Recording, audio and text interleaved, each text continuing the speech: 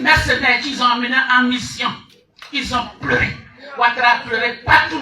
Il a pleuré dans tous les pays, en France, partout, pour qu'on libère ces mercenaires. Les mercenaires n'ont pas le droit de faire la prison, mais ce sont les Ivoiriens qui doivent être en prison.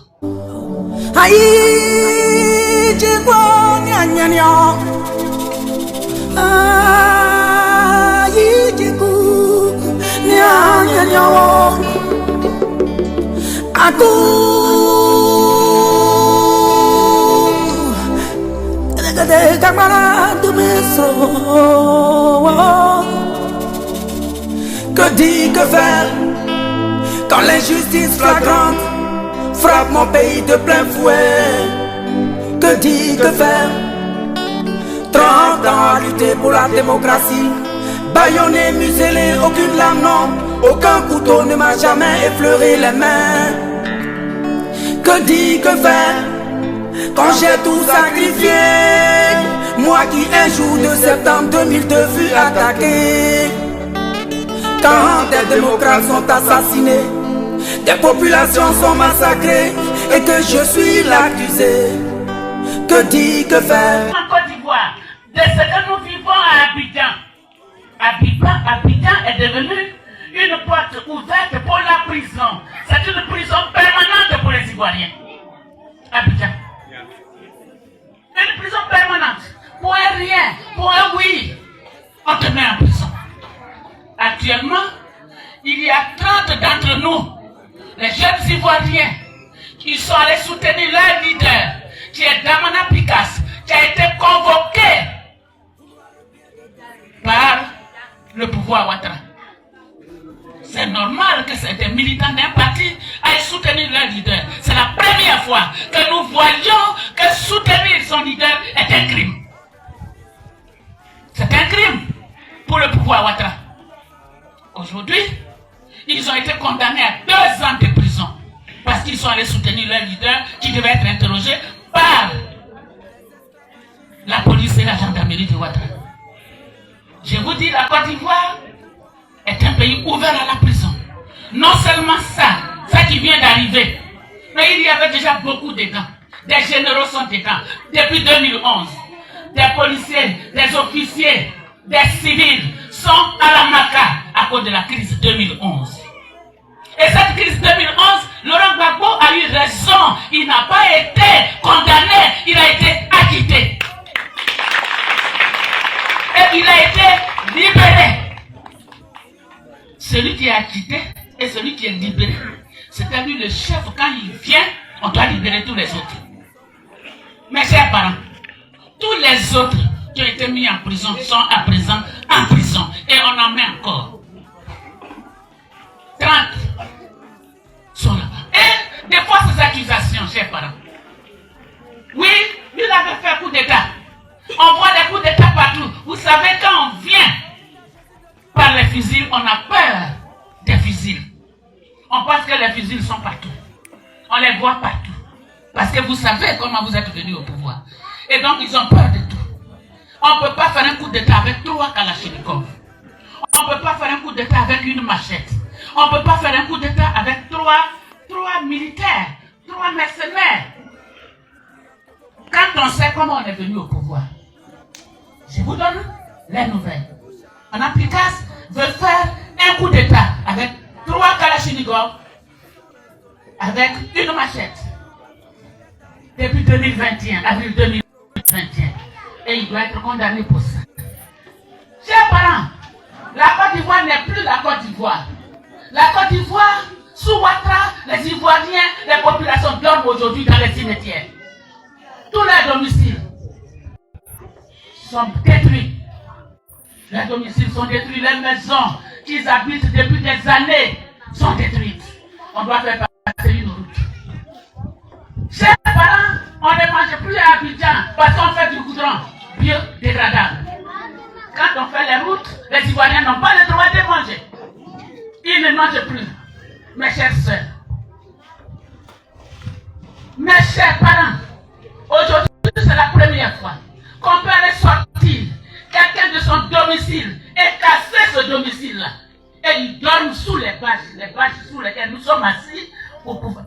pour faire une manifestation. Les Ivoiriens dorment à Abidjan, quand vous partez, ils dorment sous des bâches. Parce qu'ils ne savent où aller. Ça, c'est ça, un peu la gouvernance Ouattara. C'est ça, la gouvernance Ouattara. Chers parents, la gouvernance Ouattara, des enfants disparaissent à tout moment. Des personnes sont égorgées à tout moment dans Abidjan. Et puis on est là-bas. On peut aller te prendre dans ta maison pour t'emmener en prison. Ça, c'est les quelques nouvelles. Alors que nous les avons vus ici, pour 46 mercenaires qu'ils ont emmenés en mission, ils ont pleuré. Ouattara a pleuré partout. Il a pleuré dans tous les pays, en France, partout, pour qu'on libère ces mercenaires. Les mercenaires n'ont pas le droit de faire la prison, mais ce sont les Ivoiriens qui doivent être en prison. Qui doivent être mis en prison.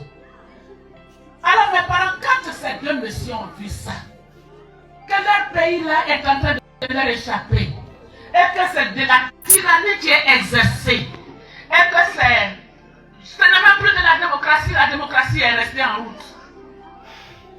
Les deux enfants de Côte d'Ivoire se sont mis ensemble, ils ont réfléchi. Laurent Gbagbo était encore à la haine, ils se sont téléphonés pour voir comment ils doivent faire pour libérer leur pays.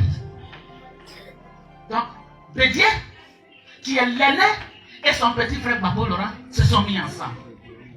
Vous avez compris? Pour sauver la Côte d'Ivoire. Pour sauver le pays de leurs enfants de demain. De tous les enfants de demain. Quel pays allons-nous laisser à nos enfants? Un pays détruit? Un pays où tout passe? Tout ce qui n'est pas bon passe? Ils ont réfléchi, ils ont dit, il faut qu'on mette nos efforts ensemble. Grand frère, petit frère, nous sommes les Ivoiriens, mettons-nous ensemble pour chercher à libérer notre pays. Donc désormais, ils sont en alliance. Chers parents, Gbagbo et Bédié sont en alliance pour réfléchir comment il faut sauver la Côte d'Ivoire. Et donc bientôt,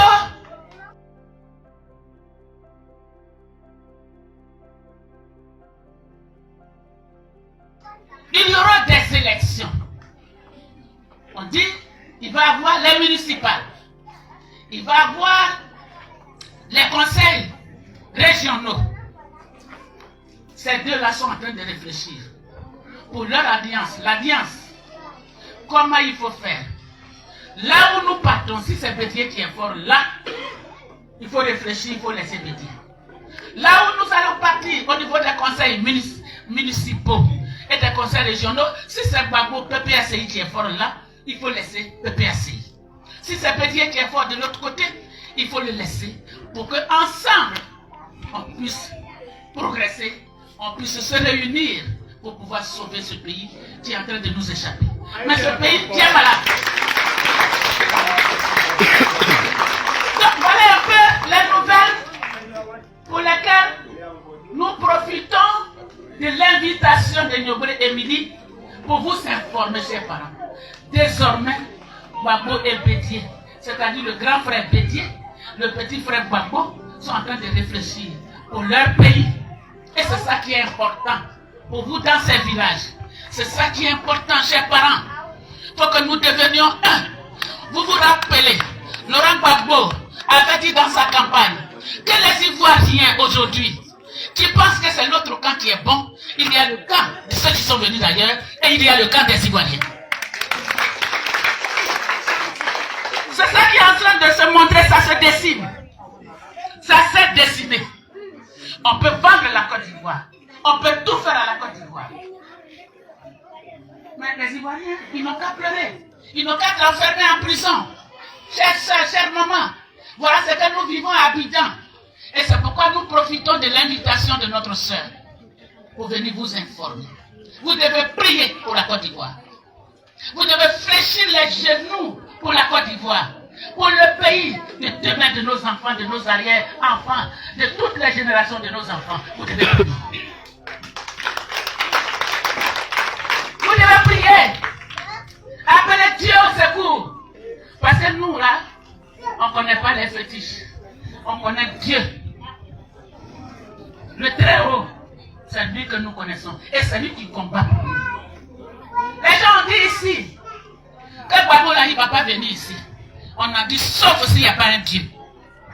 S'il n'y a pas le Dieu de justice, et le Dieu de justice a parlé, il a réagi. Votre frère Laurent Gbagbo, il est aujourd'hui en Côte d'Ivoire. Et je crois que c'est ça qui est important. Donc, là où on nous appelle, on dit un peu, on ne peut pas tout dire aujourd'hui. Depuis le matin, vous êtes là.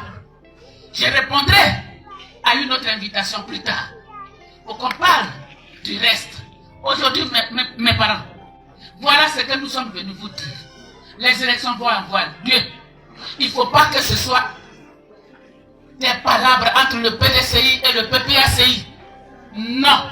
Il faut que le PDCI et le PPACI soient ensemble pour conduire la Côte d'Ivoire, pour gagner ces élections, pour conduire le pays. C'est ce que nous sommes venus vous dire. Mes chers parents, nous sommes venus vous dire ça. C'est important pour nous. Fléchissez les genoux. Parlez, versez de l'eau. Nous, les Ivoiriens, c'est l'eau que nous prenons le matin et nous parlons dessus. Si ce pays t'appartient, c'est là que tu nous auras écrasés. C'est ça. Tu te réveilles le matin, tu prends ton gobelet d'eau. Faut pas qu'on laisse tomber notre culture. Tu prends le gobelet d'eau, tu te présentes devant la maison. Tu prends ton eau. Sauf Dieu, si ce pays leur appartient. C'est là qu'ils seront vainqueurs. C'est ça. Donc nous parlons avec Dieu. Est-ce que vous comprenez? Donc nous sommes venus vous dire cela. Nous allons lutter. Nous allons lutter. Gbagbo est rentré. Ça fait quand même une force de plus avec son frère, son grand frère Bédié. Donc le 31 prochain, nous avons fêté la première année de l'arrivée de Gbagbo Laurent. C'est ce qu'on appelle la fête de la Renaissance. La fête de la Renaissance le 31 mars à Abidjan. Si les chefs pouvaient envoyer une délégation, ça nous aura fait plaisir. N'est-ce pas? Hein? Tifiwa, s'il y avait une délégation officielle de ce village d'où je suis désormais pour dire que vous êtes là, ça allait être bien. Alors, on ne va pas durer, il fait nuit, depuis le matin vous êtes là. Je voudrais encore présenter des excuses de nos organisateurs. Dieu qui est là-haut, qui est le très haut, qui nous bénisse, qui bénisse ces 4 villages qui nous ont reçus. Désormais, nous sommes ensemble. Que Dieu nous bénisse.